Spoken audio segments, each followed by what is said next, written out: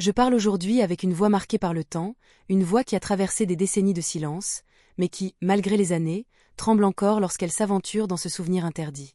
Il y a des histoires qu'on garde au fond de soi, des histoires qu'on cache même aux plus proches, par honte, par peur du jugement, ou simplement parce que les mots eux-mêmes semblent trop lourds à porter. La mienne en fait partie. Je n'ai pas été une femme parfaite. Je ne suis pas devenue l'épouse docile, l'image rassurante de vertu que l'on attendait d'une jeune fille de mon époque.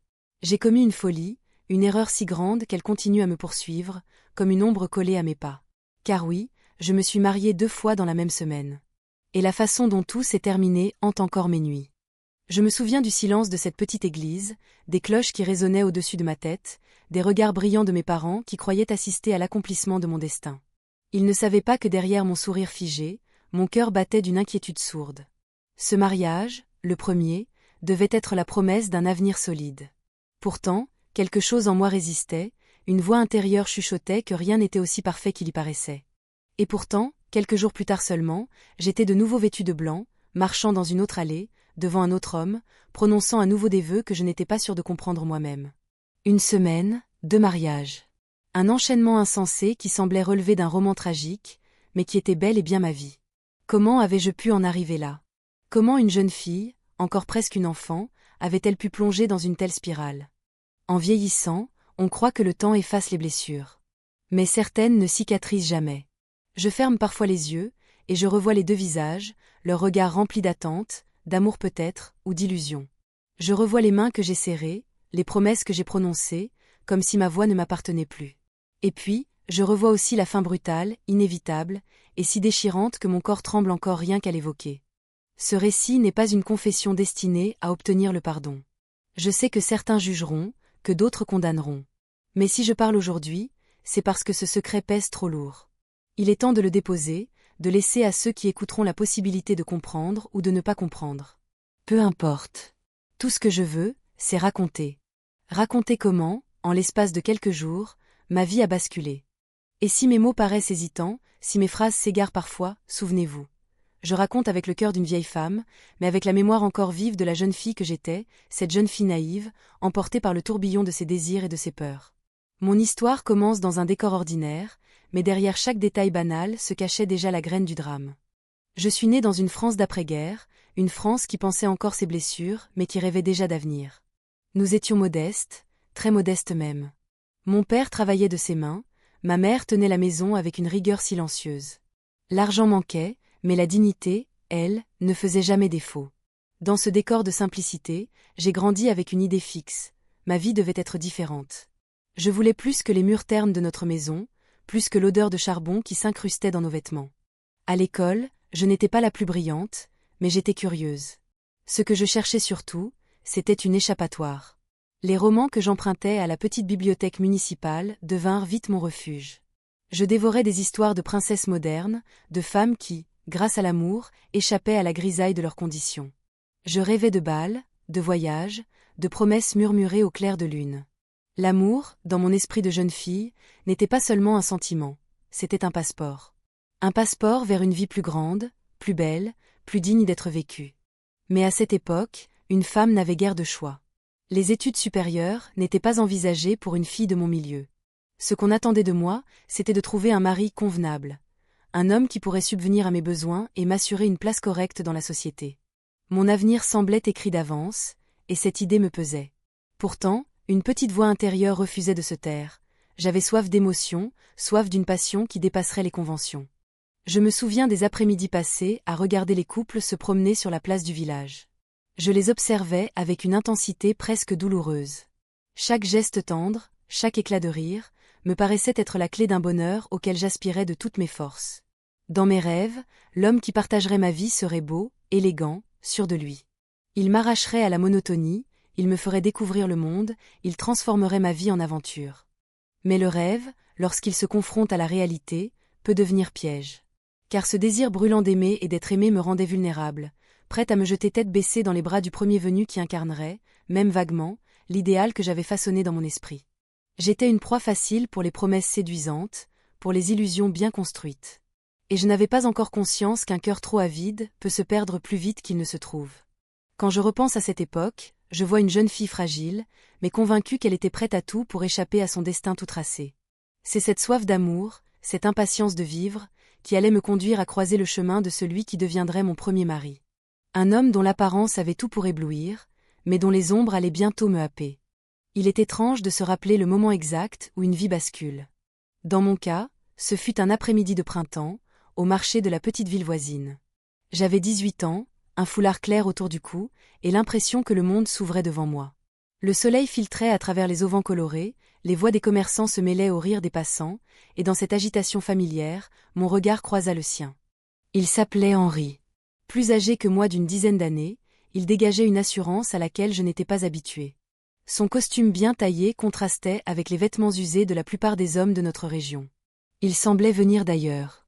Lorsqu'il m'adressa la parole, sa voix grave résonna en moi comme une promesse. Je ne saurais expliquer pourquoi, mais à cet instant précis, j'ai senti que ma vie venait de changer. Henri savait parler. Ses mots avaient le goût du voyage, de la liberté, d'un avenir plus vaste que le mien. Il me demanda si j'aimais lire, et quand je répondis oui, ses yeux brillèrent comme si nous partagions déjà un secret. Il me raconta qu'il travaillait dans le commerce, qu'il allait souvent à Paris, qu'il connaissait des endroits où l'on pouvait dîner à la lueur des chandelles, écouter de la musique et se sentir vivant. J'étais fascinée. Ce qui me séduisit le plus, ce n'était pas seulement son allure ou ses récits, mais la façon dont il me regardait. Comme si, moi, simple fille d'ouvrier, j'étais précieuse. Comme si mon existence avait une importance. Dans ce regard, je croyais voir la promesse d'un avenir enfin différent. Mon cœur battait vite, mes joues rosissaient, et je me sentais pousser des ailes. Les jours suivants, il revint. Chaque fois, il avait un petit mot tendre, une attention qui me faisait croire que j'étais unique. Une fleur déposée dans mes mains, une promenade improvisée, un sourire complice. J'avais l'impression d'entrer dans un rêve éveillé. Mes parents, flattés qu'un homme si distingué s'intéresse à leur fille, ne s'opposèrent pas à cette fréquentation. Ma mère, surtout, voyait en lui une chance inespérée de m'offrir une vie meilleure que la sienne. Henri me parlait d'avenir avec une telle conviction que je n'osais pas douter. Il me décrivait une maison à la campagne, des enfants jouant dans le jardin, et moi, radieuse, marchant à ses côtés. Ces mots m'enveloppaient comme une mélodie enivrante, et je me laissais porter, incapable de discerner ce qui relevait du vrai ou de l'illusion. En réalité, je ne savais presque rien de lui. Mais je n'avais pas besoin d'en savoir plus. À 18 ans, mon cœur affamé d'amour s'accrochait à ce qu'il croyait être un miracle. J'étais persuadée que j'avais trouvé l'homme de ma vie. Si seulement j'avais su que derrière ce sourire rassurant se cachaient des secrets, des fissures que je découvrirais trop tard. Tout alla si vite que, rétrospectivement, j'en ai le vertige. À peine quelques semaines après notre rencontre, Henri me parla de mariage. Pas avec hésitation ni timidité, mais avec la certitude d'un homme qui semblait déjà tout décidé. Nous étions assis dans un petit café, à l'angle de la place, et il avait ce regard brûlant, presque hypnotique. Ses mains entouraient les miennes avec une chaleur insistante, et ses mots tombèrent comme un verdict, « Je veux que tu deviennes ma femme ». J'étais prise de court. Dans ma tête de jeune fille, le mariage représentait le sommet du rêve. C'était la promesse d'une vie meilleure, d'un statut social, d'une sécurité. Et voici qu'un homme élégant, sûr de lui, me proposait exactement ce que j'avais toujours espéré. Comment aurais-je pu dire non? Pourtant, au fond de moi, une part de doute subsistait. J'avais l'impression que tout se déroulait trop rapidement, comme si je n'avais pas le temps de respirer, encore moins de réfléchir. Mais Henri avait l'art de chasser mes incertitudes. Il parlait avec une telle assurance que je finissais par croire à ses certitudes comme si elles étaient miennes. Il disait que nous étions faits l'un pour l'autre, que le destin nous avait réunis, et que perdre du temps à attendre serait une folie. Chaque mot résonnait dans ma poitrine comme une évidence. J'étais jeune, influençable, et surtout avide d'aimer. Alors j'ai acquiescé. Quand j'annonçai la nouvelle à mes parents, leur réaction fut à la fois de surprise et de fierté. Ma mère sourit pour la première fois depuis longtemps, et mon père, habituellement si réservé, posa sa main sur mon épaule en murmurant « Tu as de la chance, ma fille ». Il voyait en Henri une chance inespérée pour moi, une porte de sortie hors de la pauvreté et de l'avenir terne qui m'attendait autrement. Personne ne songea à me demander si je l'aimais vraiment, ou si je me sentais prête. À cette époque, ce n'était pas une question qu'on posait. Dans les jours qui suivirent, Henri organisa tout avec une rapidité déconcertante. Il semblait impatient, presque pressé que tout soit réglé. Robe, cérémonie, témoins, rien n'était laissé au hasard. Et moi, je me laissais porter par ce tourbillon, comme une poupée que l'on habille et que l'on prépare. Je me persuadais que c'était ainsi que la vie devait se dérouler, Un homme décide, une femme suit. Pourtant, le soir, dans le silence de ma chambre, je sentais un poids dans ma poitrine. Un mélange d'excitation et d'angoisse. Je voyais mes rêves de jeune fille se réaliser, mais je pressentais aussi que quelque chose clochait. C'était comme si une petite voix intérieure me suppliait de ralentir, de réfléchir, mais je refusais de l'entendre. Car j'avais trop peur qu'en doutant, tout s'écroule. Ainsi, à 18 ans à peine, je dis oui, à une vie que je ne connaissais pas encore. Ce fut le début d'un engrenage dont je n'avais aucune idée de la violence. Je revois encore ce matin-là comme si c'était hier. L'air avait cette odeur particulière de lilas et de poussière de printemps. Je portais une robe blanche cousue par les mains habiles de ma tante, simple mais suffisante pour que je me sente différente, presque sacrée. Dans le miroir, je peinais à me reconnaître, une enfant déguisée en femme, prête à dire oui à une vie qui me dépassait. L'église du village avait été décorée de fleurs champêtres, des rubans accrochés maladroitement au banc de bois. Mes parents étaient fiers, mes voisins curieux, et moi, je tremblais. Henri, lui, se tenait droit, élégant dans son costume sombre, un sourire confiant aux lèvres. Il donnait l'impression que tout était sous contrôle, que rien ne pouvait ébranler ce moment. J'aurais aimé partager son assurance, mais dans mon ventre, un nœud se serrait. La cérémonie se déroula comme dans un songe. Le prêtre parlait, les chants s'élevaient, mais je n'entendais que le battement de mon cœur. Quand vint le moment d'échanger les vœux, ma voix me sembla étrangère. Les mots, pour le meilleur et pour le pire, résonnaient comme une énigme à laquelle je n'avais pas la réponse. Et pourtant, je les prononçais, parce qu'il le fallait, parce que tous les regards étaient braqués sur moi, parce que je n'avais plus le droit de reculer. Après la messe, la noce se déroula dans la salle communale. Le vin coulait, les rires éclataient, l'accordéon résonnait jusque tard dans la nuit.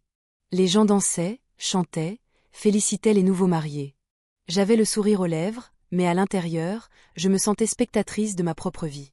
Comme si je regardais une autre jeune fille se marier à ma place. Henri, en revanche, semblait triomphant. Il serrait des mains, racontait des anecdotes, embrassait ses nouveaux beaux-parents avec un naturel désarmant. Tout le monde était séduit par lui. Tout le monde sauf moi, qui commençait à percevoir une faille derrière le vernis. Par moments, dans son regard, passait une lueur dure, presque froide, que personne d'autre ne semblait remarquer. Était-ce la fatigue?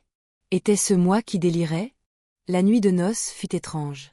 J'étais nerveuse, maladroite, et lui impatient, presque pressé de consommer ce nouveau statut. Je m'étais attendue à de la tendresse, à des gestes rassurants, mais je fus accueillie par une brusquerie qui me glaça le sang. Ce fut la première fois que je compris que derrière le charme d'Henri se cachait une force sombre, un besoin de dominer. Le lendemain, la vie reprit son cours comme si rien n'avait changé. Sauf que moi, je n'étais plus une fille libre, mais une épouse. On m'appelait désormais madame, et ce simple mot me semblait déjà trop lourd à porter. Je voulais croire que ce malaise passerait, que l'amour viendrait avec le temps. Mais au fond, une inquiétude sourde s'était déjà installée, comme une ombre qui allait grandir jour après jour. Les premiers jours après le mariage passèrent dans une atmosphère étrange. Tout semblait normal en apparence. Henri allait travailler, je m'occupais de la maison, et nous jouions notre rôle de couple fraîchement unis devant la famille et les voisins. Mais sous cette façade tranquille, quelque chose clochait. Henri rentrait tard, parfois très tard, et toujours avec une excuse prête, comme si les mots avaient été préparés d'avance. Je me souviens d'une soirée précise. La table était dressée, le repas refroidissait, et lui n'arrivait pas. Quand enfin la porte claqua, je le vis entrer avec ce sourire charmeur qui, d'ordinaire, m'apaisait. Mais cette fois-ci, je remarquai une odeur d'alcool, un détail qui me troubla. Il me parla de rendez-vous d'affaires, de contacts importants, qu'il ne pouvait refuser de voir. J'acquiesçai, mais dans ma poitrine, une méfiance nouvelle commençait à grandir. Puis vinrent les murmures. Dans le village, on me glissait à l'oreille des choses que je n'osais pas croire. On disait qu'Henri avait des dettes, qu'il jouait aux cartes jusqu'au matin, qu'il fréquentait des gens peu recommandables. Je défendais mon mari, je riais nerveusement, mais une part de moi savait que ces rumeurs contenaient une part de vérité. Un soir, alors qu'il était sorti, je fouillai dans son veston par instinct. Mes mains tremblaient, mais je ne pouvais plus supporter de ne rien savoir. Dans la poche intérieure, je trouvai une liasse de papier froissé. Ce n'étaient pas des contrats, mais des lettres de relance, des avertissements de créanciers. Les mots étaient durs, retard de paiement, menace de saisie. Mon sang se glaça. L'homme que j'avais épousé n'était pas le prince charmant qu'il prétendait être, mais un joueur imprudent, englouti dans des dettes qu'il cachait soigneusement. Quand il rentra, je n'eus pas la force de lui montrer ce que j'avais découvert. Je le regardai poser son manteau, desserrer sa cravate, et sourire comme si de rien n'était. Une rage muette monta en moi, mêlée à une peur que je n'avais jamais connue. J'étais piégée. À peine mariée, je portais déjà un fardeau que je n'avais pas choisi. Cette nuit-là, je compris que ma vie venait de basculer dans une direction que je n'avais pas prévue. Mon mariage, censé être le début d'un bonheur, était en réalité une prison. Mais je n'osais pas encore l'admettre, ni même imaginer comment j'allais survivre à ce mensonge. Ce fut le premier secret d'Henri et le premier frisson glacé qui annonçait la suite. C'est dans ce climat de mensonges et de désillusions que le destin décida de me jouer son tour le plus cruel. J'étais mariée depuis à peine quelques semaines, déjà lasse, déjà prisonnière d'un quotidien qui m'étouffait. C'est alors que je le rencontrai. Lui, le deuxième homme. Celui qui allait bouleverser ma vie d'une manière que je n'aurais jamais imaginée. Je travaillais à la mercerie du village quelques après-midi par semaine pour aider mes parents. Ce jour-là, la clochette au-dessus de la porte tinta, et il entra. Un inconnu, grand, aux traits francs, vêtu simplement mais avec une élégance naturelle qui contrastait avec la raideur trop étudiée d'Henri. Ses yeux étaient d'un bleu clair, limpide, comme s'il ne cachait rien. Quand il me salua, sa voix avait une chaleur désarmante. Il s'appelait Paul. Contrairement à Henri, il ne cherchait pas à séduire par des histoires de grandeur ou des promesses flamboyantes. Il parlait simplement, posait des questions sur les tissus, me demandait conseil avec un respect qui me troubla. J'avais l'impression qu'il me voyait vraiment, moi, et pas seulement l'image de femme qu'il voulait façonner. Les jours suivants, il revint. Toujours avec une excuse, acheter un bouton, comparer des étoffes, discuter de broutilles. Mais à chaque visite, ses regards en disaient plus que ses mots. Et moi, je sentais mon cœur battre d'une façon que je croyais éteinte depuis le mariage. Avec lui, je retrouvais la fraîcheur, l'innocence, l'élan spontané que j'avais perdu aux côtés d'Henri. Une fois, il m'a raccompagnée chez moi. Nous marchions le long des champs, le soleil déclinant jetant une lumière dorée sur le paysage. Je me surpris à rire à ses blagues, un rire sincère, oublié depuis des semaines. En le quittant, il me serra la main un peu plus longtemps que nécessaire, et ce contact suffit à me bouleverser. À partir de ce moment, j'ai commencé à vivre une double vie intérieure. D'un côté, l'épouse d'Henri, soumise à ses absences, à ses colères muettes, à ses secrets lourds comme du plomb. De l'autre, une jeune femme renaissante, vibrante, qui sentait son âme s'ouvrir à la lumière chaque fois que Paul apparaissait. C'était comme respirer après avoir manqué d'air trop longtemps. Je savais que ce que je ressentais était interdit, dangereux même. Mais pouvais-je vraiment lutter? À 18 ans, déjà enchaînée à un mariage bancal, comment aurais-je pu ignorer la main que me tendait le destin? Ce fut le début d'une tentation insoutenable, celle qui allait me conduire vers l'acte le plus insensé de ma vie, dire oui une seconde fois. À partir de l'instant où Paul entra dans ma vie, rien ne fut plus jamais pareil. Chaque rencontre avec lui était comme une bouffée d'air frais, un éclat de lumière dans les ténèbres épaisses de mon mariage. Avec Henri, tout était devenu lourd, pesant, presque oppressant. Mais avec Paul, je retrouvais cette légèreté que je croyais réservée aux rêves de mon adolescence. Nous nous voyions souvent par hasard, ou du moins c'est ce que nous faisions semblant de croire. Il venait à la mercerie plus que nécessaire, et moi, je traînais sur la place du marché plus souvent qu'avant, espérant l'apercevoir. Nos conversations, d'abord banales, devinrent vite plus profondes. Il me parlait de son enfance, de ses espoirs simples, bâtir une maison, fonder une famille, aimer sans mensonge. Ces mots avaient la saveur de la sincérité, une sincérité dont j'étais affamée. Mon cœur battait à tout rompre chaque fois que je le voyais. J'avais honte, bien sûr. Honte de sentir en moi une flamme pour un autre, alors que j'étais déjà mariée. Mais pouvais-je vraiment appeler « mariage » cette cage froide où Henri m'avait enfermée? La nuit, en me glissant sous les draps glacés, je repensais au sourire de Paul, à ses yeux clairs qui ne cessaient de me chercher. Mon esprit oscillait entre culpabilité et ivresse. Puis vint le premier geste plus audacieux. Un soir, il m'accompagna de nouveau après la mercerie. Le vent soufflait fort, et mes cheveux fouettaient mon visage. Il s'arrêta, remit une mèche derrière mon oreille, et son regard se planta dans le mien. Le monde autour sembla disparaître. Nous n'échangions pas un mot, mais tout était dit dans ce silence brûlant. Je crus qu'il allait m'embrasser, et j'en tremblais. Il ne le fit pas, mais ce simple geste suffit à franchir une limite invisible. Dès lors, tout s'accéléra. Nos rencontres devinrent plus fréquentes, plus intenses. Il n'y avait pas encore eu de baiser, mais nos mains se frôlaient, nos regards se cherchaient, nos âmes se parlaient sans qu'aucun mot ne soit nécessaire. Chaque soir, je m'endormais avec le visage de Paul en tête, et chaque matin je me réveillais avec la certitude que je ne pouvais plus vivre sans lui. Henri, lui, ne remarquait rien. Trop occupé à ses affaires troubles, trop aveuglée par ses propres démons. Je vivais dans un théâtre permanent, l'épouse docile d'un côté, la femme vibrante et secrète de l'autre. C'était grisant, dangereux, mais je ne pouvais plus reculer. J'étais déjà happée par ce tourbillon, et plus il me soulevait, plus je voulais m'y abandonner. Et c'est dans cette ivresse qu'un soir, sous un ciel étoilé, Paul osa enfin prononcer ces mots fous, « Épouse-moi ». Je me souviens encore du silence qui suivit ces mots. « Épouse-moi ». Il résonnait dans l'air comme une cloche de cathédrale, impossible à ignorer, impossible à oublier. Mon souffle se coupa net. Comment pouvait-il me demander cela alors que j'étais déjà mariée? Et pourtant mon cœur battait si fort qu'il semblait prêt à exploser. Paul n'avait pas la fougue manipulatrice d'Henri. Il parlait avec une simplicité désarmante. Pour lui, l'amour devait être entier, pur, sans compromis. Il refusait d'être l'autre, celui qui attend dans l'ombre. Dans ses yeux, je lisais une détermination que rien ne pouvait fléchir. Et moi, pauvre insensé, j'étais tentée de tout croire possible, même l'impossible. Les jours qui suivirent furent un supplice. Je vivais dans un état de déchirement permanent. Henri, absorbé par ses dettes et ses absences, ne se doutait de rien.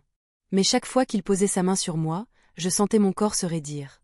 Mon esprit, lui, s'évadait déjà vers Paul, vers la chaleur rassurante de sa présence.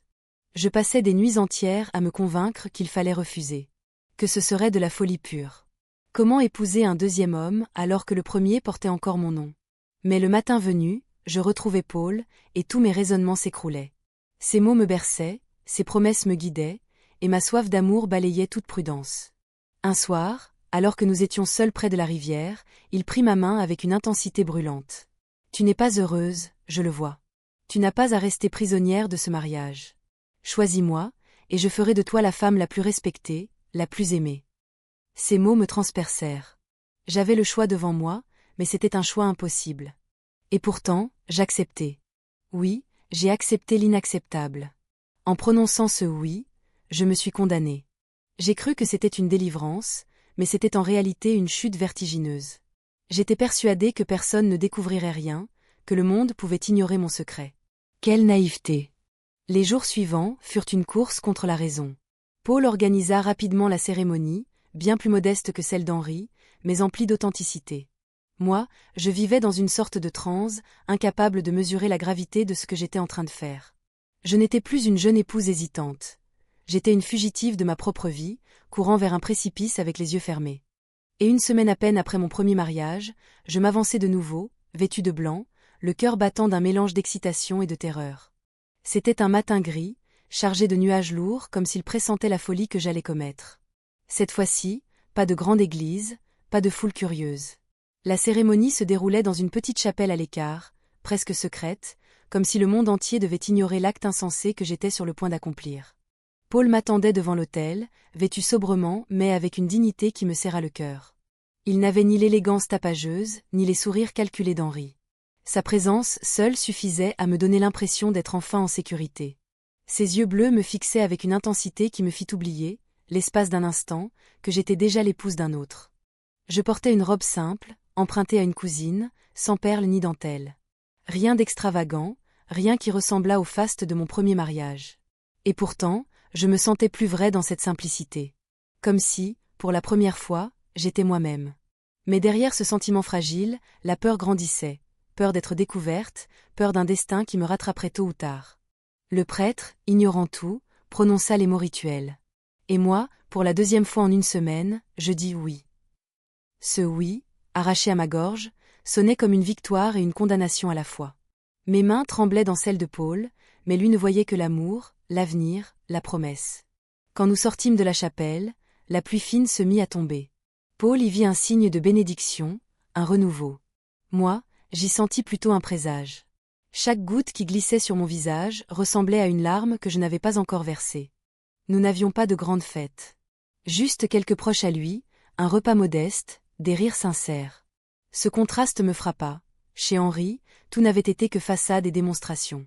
Ici, tout respirait l'authenticité, mais c'était moi qui portais le masque. Je souriais, je riais, mais à l'intérieur, je sentais déjà l'étau se resserrer.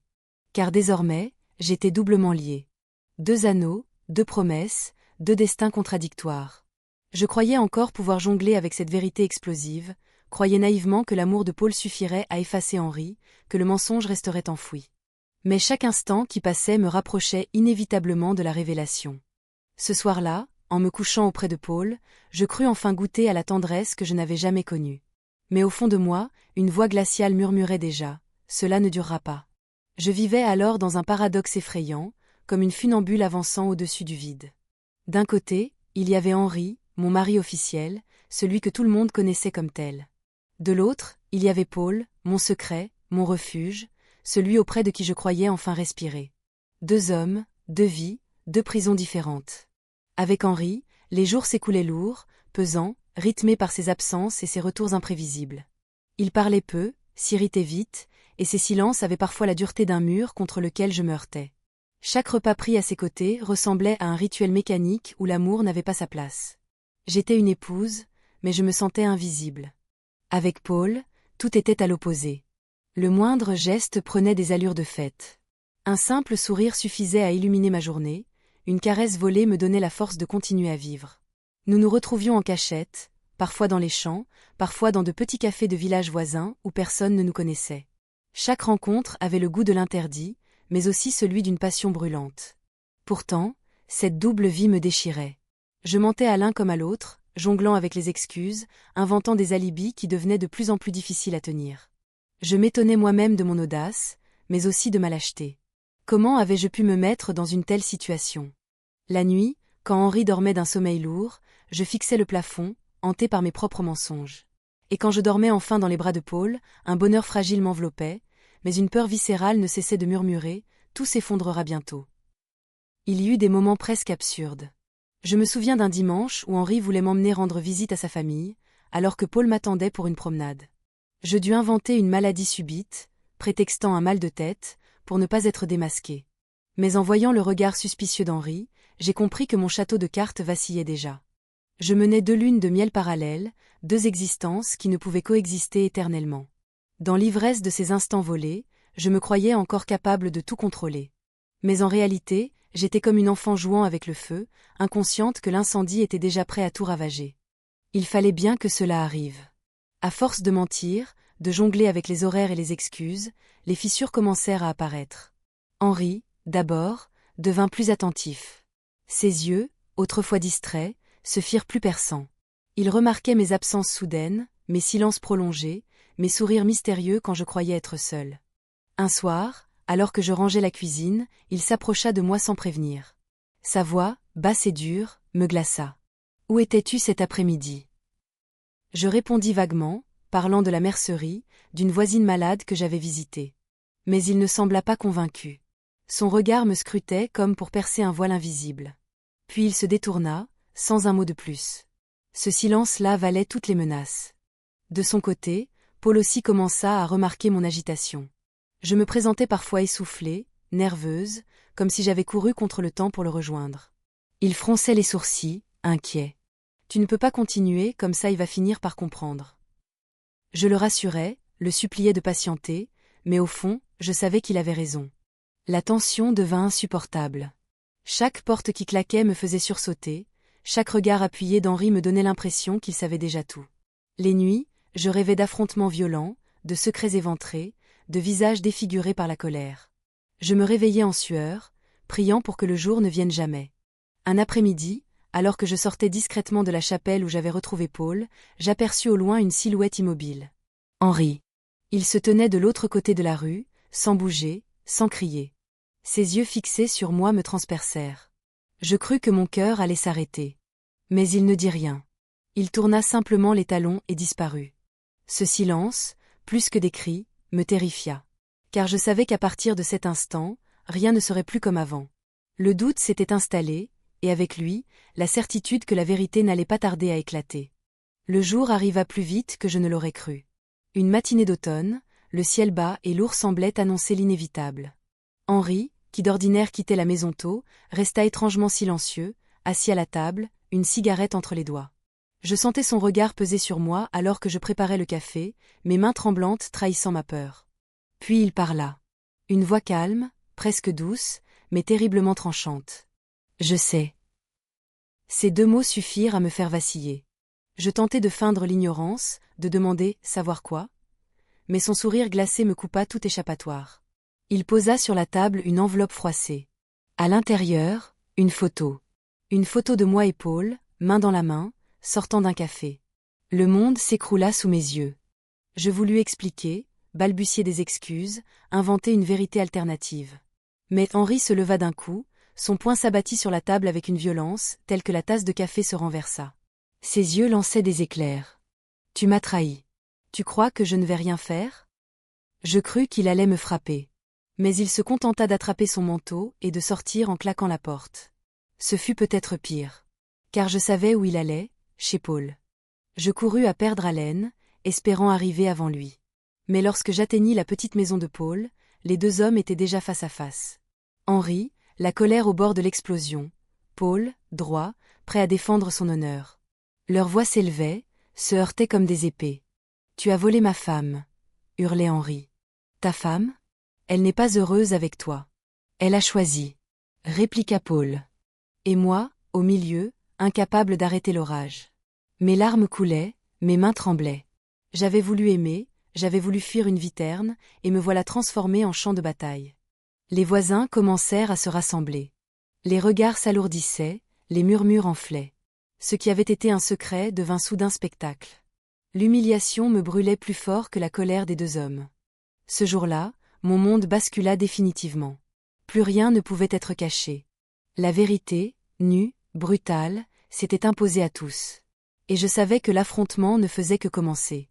La scène qui suivit reste gravée dans ma mémoire comme une plaie ouverte.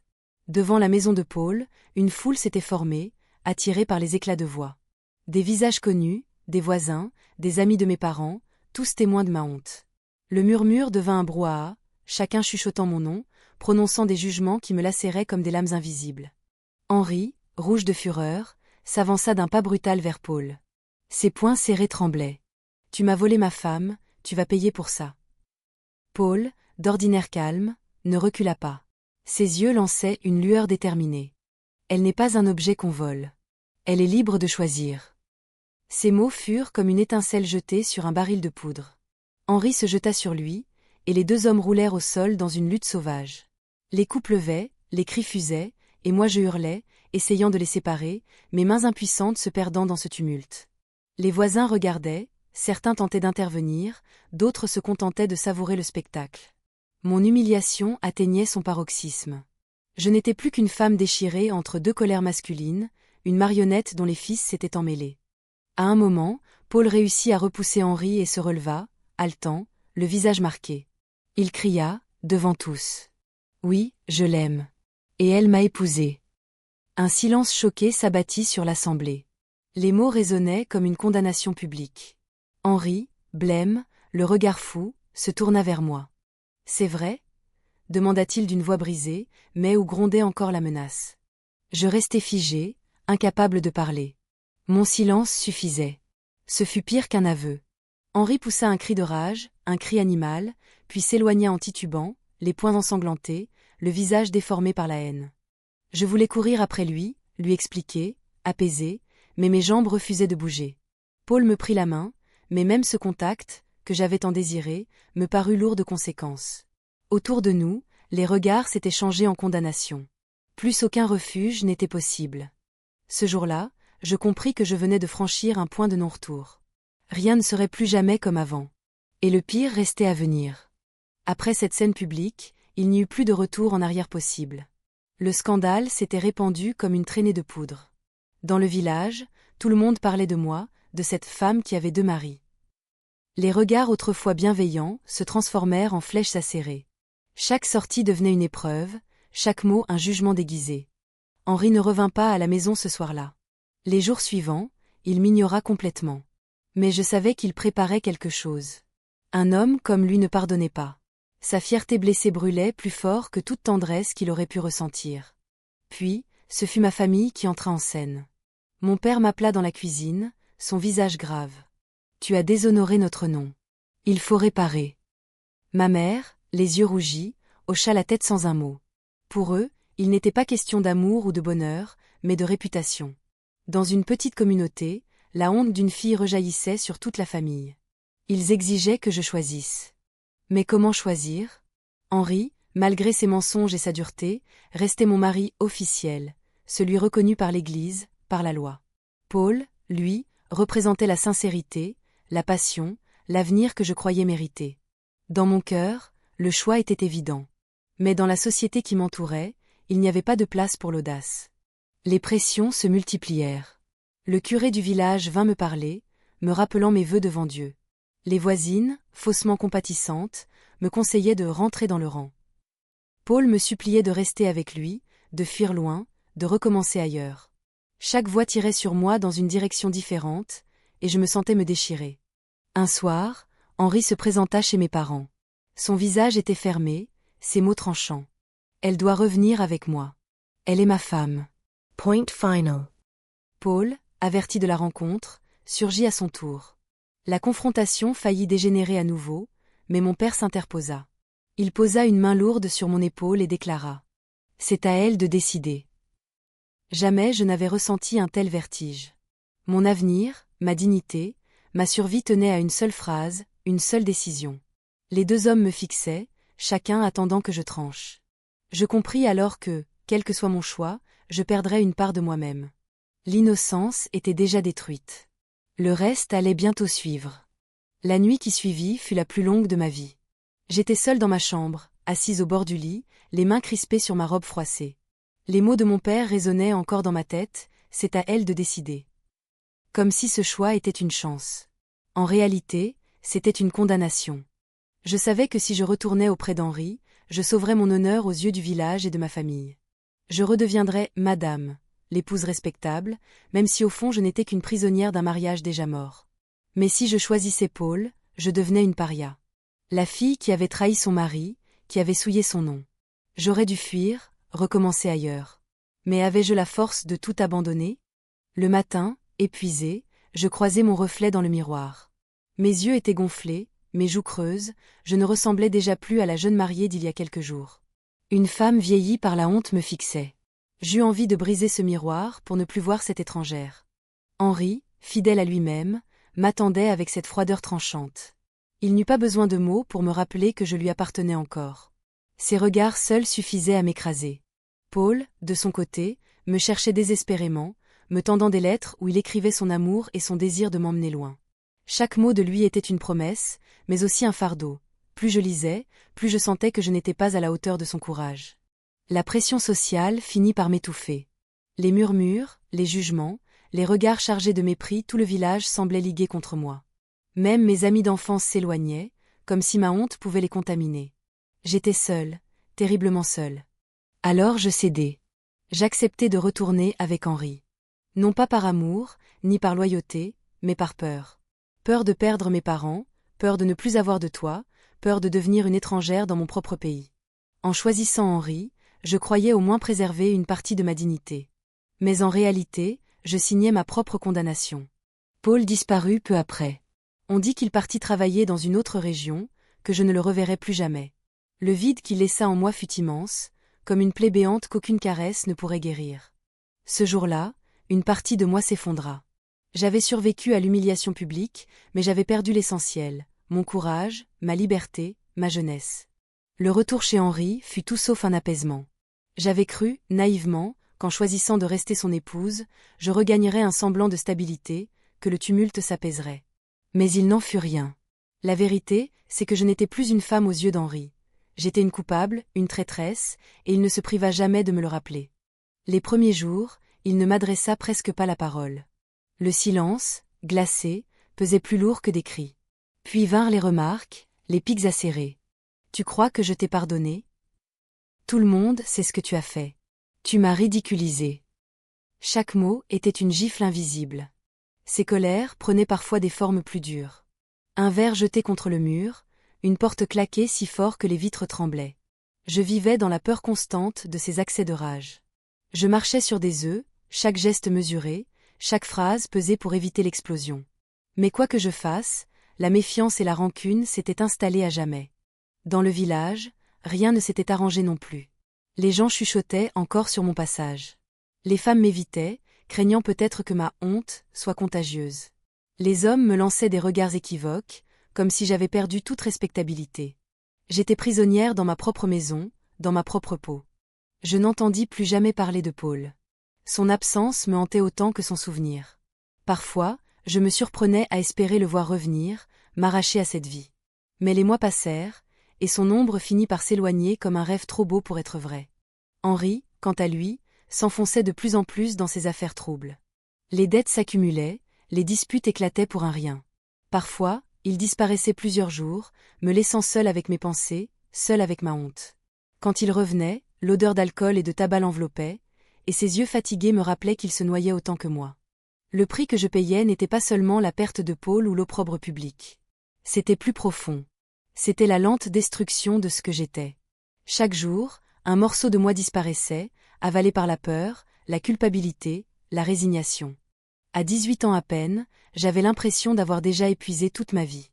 Les mois devinrent des années, et le scandale, peu à peu, cessa d'alimenter les conversations. Mais le silence qui suivit n'était pas une libération. C'était un tombeau. Plus personne n'osait parler de l'affaire, mais les regards, eux, ne changèrent jamais. Chaque fois que je traversais la place du marché, j'avais l'impression de porter une marque invisible sur le front. La femme aux 2 mariages. Henri et moi vivions comme 2 étrangers sous le même toit. Plus de tendresse, plus de projets communs. Seulement des habitudes mécaniques, une routine glaciale. Nous mangions en silence, dormions en silence, vieillissions en silence. Ce mariage n'était plus qu'un contrat imposé par la société, et moi, je m'étais résignée à endosser mon rôle jusqu'au bout. Je ne parlais plus de Paul. Son nom n'existait pas dans notre maison. Pourtant, il hantait mes nuits. Parfois, dans le demi-sommeil, je croyais sentir sa main chercher la mienne, entendre son rire léger. Mais au réveil, il ne restait que le vide, et à côté de moi, le souffle lourd d'Henri. Cette absence était pire qu'une présence hostile. Elle me rappelait sans cesse ce que j'avais perdu. Je me réfugiais dans les tâches ménagères, dans des gestes répétitifs qui anesthésiaient ma douleur. Frotter, laver, ranger comme si en nettoyant les objets, je pouvais effacer mes fautes. Mais rien ne s'effaçait. Tout demeurait gravé, invisible et indélébile. Avec le temps, j'appris à me taire. À ne plus répondre aux piques d'Henri, à ne plus relever les insinuations des voisins. Mon silence devint une armure. Pourtant, à l'intérieur, je n'étais pas protégée, j'étais en train de me consumer. Les années passèrent ainsi, monotones, étouffantes. J'avais l'impression de vivre en apnée. Mes rêves de jeunesse s'étaient éteints, et je ne cherchais plus à m'évader. J'attendais simplement que le temps passe, qu'il m'use, qu'il m'efface doucement. Mais au fond de moi, une braise continuait de couver. La braise de cette semaine folle, de ces 2 mariages, de ces amours contradictoires. Elle ne s'éteignait pas, et je savais qu'un jour, il faudrait que je parle. Que je livre enfin ma vérité, avant que la mort ne m'emporte. Il m'a fallu plus d'un demi-siècle pour trouver le courage de parler. 50 ans de silence, de honte enfouie, de nuits hantées par des visages que je ne revoyais plus qu'en rêve. J'ai vieilli avec ce fardeau sur la poitrine, et aujourd'hui, à 70 ans passés, mes mains ridées tremblent encore quand je prononce ces mots, je me suis mariée 2 fois en une semaine. Pourquoi parler maintenant? Peut-être parce que le temps qui me reste est court, et que je ne veux pas partir avec ce secret empoisonné. Peut-être aussi parce que je me rends compte que ce que j'ai vécu n'était pas seulement une erreur, mais une tragédie humaine que d'autres peuvent comprendre. J'ai longtemps cru que me taire me protégerait. Mais en réalité, le silence m'a enfermée dans une prison encore plus dure que celle de mes mariages. En racontant, je retrouve la jeune fille que j'étais. Je revois ses yeux naïfs, sa soif d'amour, son insouciance fatale. Je voudrais la prendre dans mes bras, lui dire d'attendre, de réfléchir, de ne pas se jeter dans la gueule du loup. Mais je ne peux pas changer le passé. Tout ce que je peux faire, c'est transmettre. Je parle, et ma voix tremble. Les souvenirs reviennent avec une intensité intacte. Le sourire froid d'Henri, les yeux clairs de Paul, le tintement des cloches, les chuchotements du village. Même après toutes ces années, je sens encore la brûlure de la honte, la morsure de la peur, le frisson de l'interdit. C'est comme si le temps n'avait rien effacé. Mais en même temps, il y a un soulagement. Chaque mot que je prononce me libère un peu plus. Je ne cherche pas le pardon. Je sais que beaucoup jugeront encore, même aujourd'hui. Mais je veux que l'on sache que mon histoire existe. Que cette semaine insensée, qui a brisé ma vie, a réellement eu lieu. Je parle pour moi, mais aussi pour toutes ces femmes qui se sont tues, qui ont enfoui leurs fautes, leurs désirs, leurs erreurs, parce que la société ne leur laissait pas le droit d'être imparfaite. Je parle parce qu'à 70 ans, je n'ai plus rien à perdre, sinon le poids de ce secret. Et pourtant en évoquant la fin, mes mains se glacent encore. Car la façon dont tout s'est terminé, personne ne l'a jamais su. Personne, sauf moi. Et c'est ce dernier fragment que je dois encore révéler. Voilà, je vous ai tout dit. Mon histoire n'est pas belle, elle n'a rien d'un conte de fées. Elle est faite de choix insensés, de passions aveuglantes et de conséquences que j'ai portées comme une croix tout au long de mon existence. 2 mariages en une semaine. Une folie de jeunesse qui a marqué chacune de mes journées, chacune de mes nuits, jusqu'à aujourd'hui. J'ai payé un prix bien plus lourd que je ne l'imaginais. J'ai perdu Paul, le seul homme qui m'ait vraiment aimé sans condition. J'ai perdu la confiance d'Henri, même quand je suis restée à ses côtés. J'ai perdu ma réputation, et parfois même la tendresse de mes proches.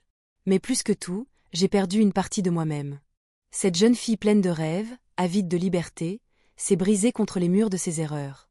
Et pourtant il me reste quelque chose. Une leçon, peut-être. La certitude que la vie n'est jamais simple, que les passions les plus intenses peuvent devenir les chaînes les plus lourdes. Mais aussi que même dans la honte et la douleur, on survit. Je suis encore là, à 70 ans, pour raconter. Et dans ce récit, il y a une forme de libération. Je ne cherche pas l'indulgence. Je sais que certains me jugeront, que d'autres condamneront cette folie. Mais si vous écoutez jusqu'au bout, peut-être comprendrez-vous une chose. Personne n'est à l'abri de ses faiblesses. On croit toujours que l'on maîtrise sa vie, et pourtant, il suffit d'un regard, d'un mot, pour tout faire basculer. Aujourd'hui, je tremble encore en repensant à cette semaine maudite. Mais je ne tremble plus seulement de honte. Je tremble aussi de vérité, parce qu'enfin, elle est dite. Ma vie n'a pas été parfaite, loin de là. Mais elle a été vécue. Et si mes cicatrices parlent encore, c'est qu'elles sont la preuve que j'ai aimé, souffert et survécu. Voilà ce qui reste, une histoire imparfaite, mais la mienne. Une confession tardive, mais sincère. Et peut-être, dans ces mots, un dernier apaisement.